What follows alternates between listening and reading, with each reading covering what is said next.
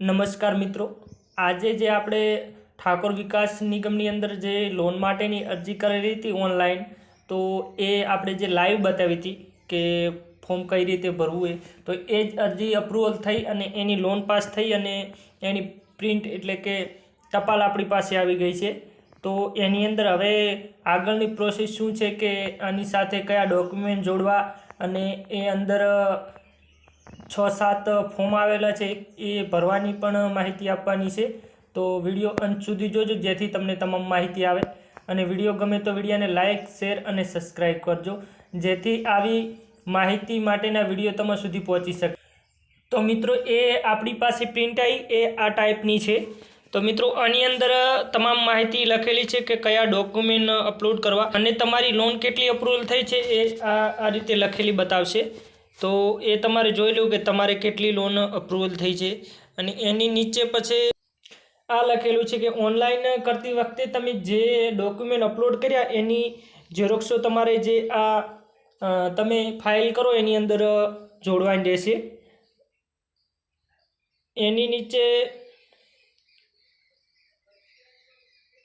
નીચે લખેલું છે મિત્રો બેંક વિશેનું કે તમારે આની અંદર બેંકના 5 ચેક જોડવાના રહેશે। જેને 1 લાખની લોન છે એને 5 ચેક જોડવાના રહેશે અને જેને 1 લાખથી ઉપરની લોન હશે એને 10 ચેક જોડવાના રહેશે।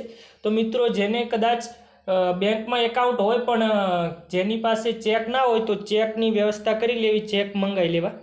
અને એની નીચે મિત્રો જામીન વિશેની વાત કરેલી છે। તો આની અંદર જો 1 લાખનું લોન તમારે લેવાનું હોય તો એક જામીનની જરૂર પડશે અને જો 1 લાખથી ઉપરની લોન કરવાની હોય તો 2 જામીન તમારે જોડવાના રહેશે। તો એ જામીનના આધાર કાર્ડ અને એવા પુરાવા તમારે રજૂ કરવાના રહેશે। એની નીચે મિત્રો બોજા વિશેની વાત કરી છે। તો બોજાની અંદર તમે જો મકાન ઉપર બોજો પડાવવાનો હોય તો તમે તલાટીને તમે મળી અને વાત કરી શકો છો। તો તમને તલાટી આંકણી ઉપર બોજો પાડી અને આપશે। જે 1 લાખ રૂપિયાની લોન લેવાની હશે તો જ મકાન ઉપર બોજો પડશે, બાકી જો વધારે લોન હશે તો તમારે 7 બાર ઉપર પણ બોજો પડાવવો પડશે। તો એક ખાસ ધ્યાન રાખવું।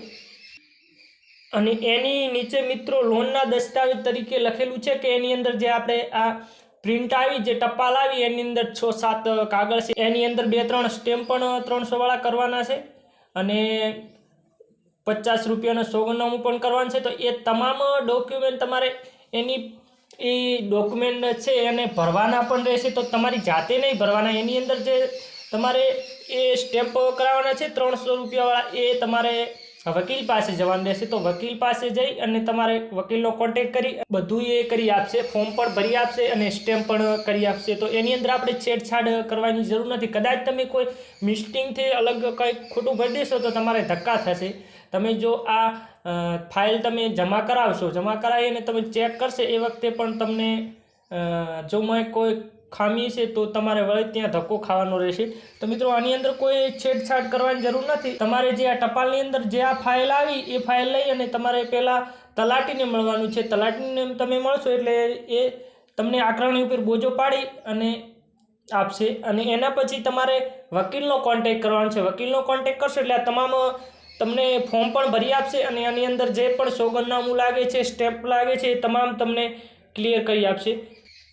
તો મિત્રો તમામને માહિતી આવી ગઈ છે કે આપણે એ શું કરવાનું છે। તો એ પછી તમારે ફાઇલ તમને જે પ્રિન્ટ મળી, અરજી મળી એ વખતે તમને કંઈક કીધેલું છે કે આ ઓફિસ કઈ ઓફિસે જમા કરાવવાનું। તો આ ફાઇલ લઈ અને તમારે તમારી જાતે ઓફિસની અંદર જમા કરાવવા જવાનું છે। તો મિત્રો આ રીતે આપણે આગળની પ્રોસેસ કરવાની છે જે ઠાકોર વિકાસ નિગમની અંદર જે લોન કરવા માટે જે ઓનલાઈન અરજી કરી હતી એના માટે। તો મિત્રો તમને તમામ માહિતી આવી ગઈ છે અને પણ કોઈ પણ પ્રશ્ન હોય તો કોમેન્ટ કરજો, જરૂરથી રિપ્લાય આપીશ।